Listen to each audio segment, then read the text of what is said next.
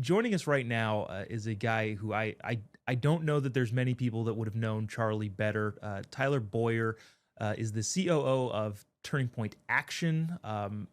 Him and Charlie effectively made Turning Point into the behemoth that it is now. Tyler, thanks so much for taking the time.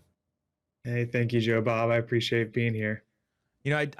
I'll leave it broad and open. And I know you've probably done a ton of media. I know you were hosting his show earlier. Floor's yours, and kind of get a little bit more granular as we go. But what are your just generic opening thoughts?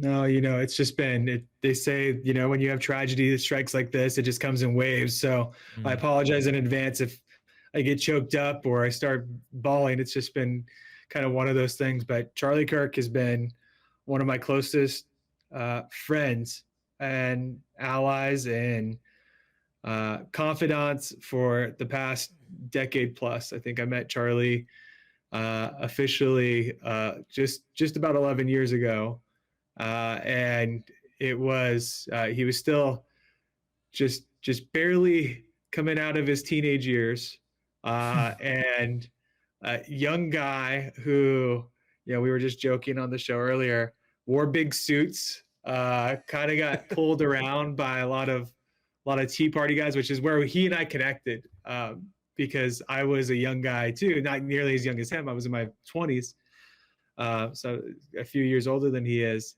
But we connected because I was kind of like the only young guy that would show up to Tea Party meetings, Yeah, and he was too. He was yeah. that guy. And when I met him, so that's kind of how, I had some big ideas, and someone was like, "You got to go meet this kid Charlie. He's trying to do this thing in Illinois." And I was like, "Illinois? Like what? Like what Illinois?" And I met him, and I was like, "Whoa, this guy's a lot smarter than I am. He's a lot better at doing all of this stuff than I am.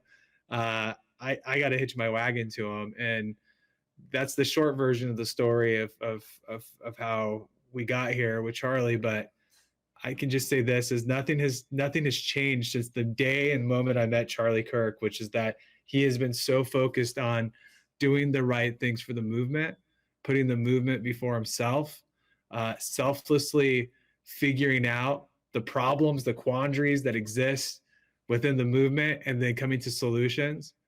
The thing that made us fast friends was that we wanted the same thing, which was that we wanted to do the things that fix the problems that the movement has.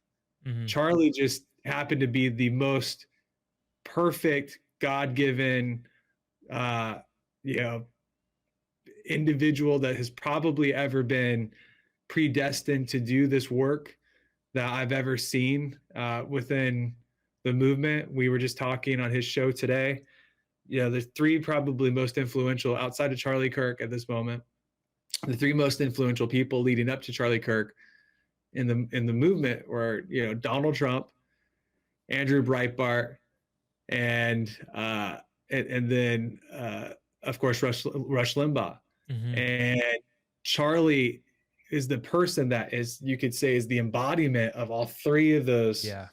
different people in different ways. And not to get too deeply into it, that he just picked up the baton with all of those individuals, both while they were alive or since passed or passed early. Andrew Breitbart, obviously, we know, and President Trump, who's very much alive and doing Hmm. great work.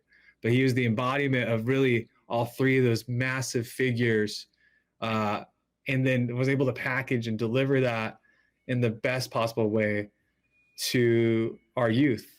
And that is something that will be the story, that will be the understanding that people will kind of come to long term once they figure it out. Hmm. That changed the trajectory of America, that changed the trajectory of young people and how they view politics and how they engage, Hmm. uh, and ultimately the course of who ends up running for office someday and becoming our next presidents and congressmen and senators and governors and everything else. Yeah, yeah, massively influential, and influential in a way that I think a lot of other people in the space are not.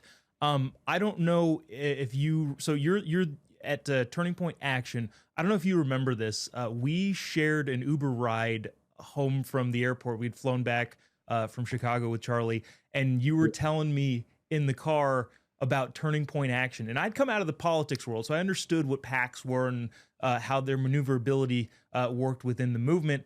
And I was kind of like, okay, like that's all right. Sounds good. Not that I had no disbelief in it, but I was just like, okay, good.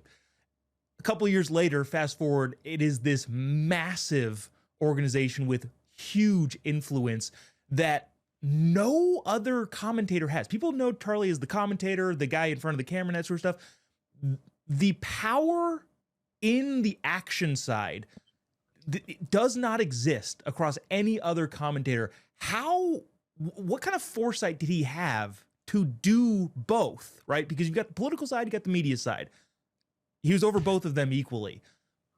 How did that come about, and how did he manage that?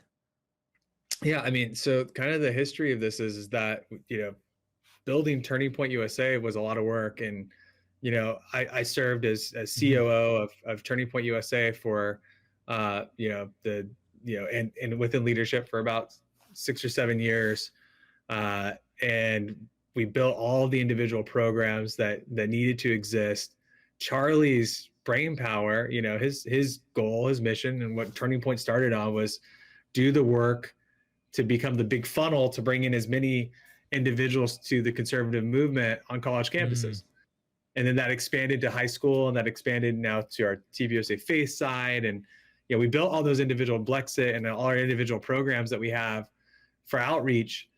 But as we went along the way, and again, Charlie, to his credit, was never one that wanted to back down from a fight.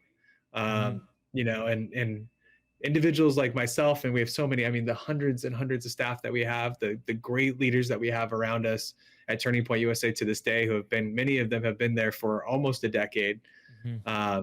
That's how long we've had most of the staff. I mean, we're talking young people working here for basically half their life at this point. But these were fights that we started realizing we had to take on and build and grow. And once we realized the political space, the 501c4 space, which for other people, that's PACs and politics and everything else, there just wasn't enough being done. And the brand, the Turning Point that had been developed had become big enough and usable to actually go do the work. You start realizing, wow, this is a God thing. God wants you to do those things. And Jobob, this is the story of Turning Point that everybody has to hear over and over. I was by Charlie's side since, essentially 2014 when I met him, and ever since have been there. Every single thing that has happened along the way within the Charlie Kirk story, within the Turning Point story, has been a God thing. It's been everywhere along the way. And Charlie would be the first to tell you that. And that's what makes me miss my friend the most, is knowing how loved by God Charlie Kirk is. And that's the pressure for all of us, yourself included, is we've got to live up to that. That's the measuring stick, is that every bit of work that has been done to this point must continue with gasoline poured on it. It must get bigger. It must get, we must be better. We must be more focused on the things that Charlie had worked towards, that he had taught us, that he had taught so many others to do. And I truly and completely believe that we will do that. We will accomplish that goal.